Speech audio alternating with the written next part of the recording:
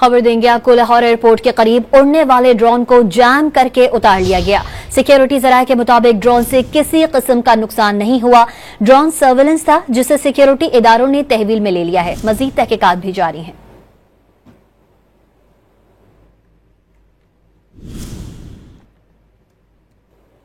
खबर देंगे आपको, लाहौर एयरपोर्ट के करीब उड़ने वाले ड्रोन को जैम करके उतार लिया गया। सिक्योरिटी जराये के मुताबिक ड्रोन से किसी किस्म का नुकसान नहीं हुआ।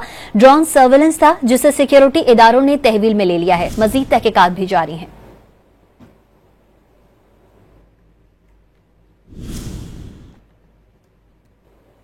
खबर देंगे आपको, लाहौर एयरपोर्ट के करीब उड़ने वाले ड्रोन को जैम करके उतार लिया गया। सिक्योरिटी जराये के मुताबिक ड्रोन से किसी किस्म का नुकसान नहीं हुआ। ड्रोन सर्विलेंस था जिसे सिक्योरिटी इदारों ने तहवील में ले लिया है। मजीद तहकीकात भी जारी हैं।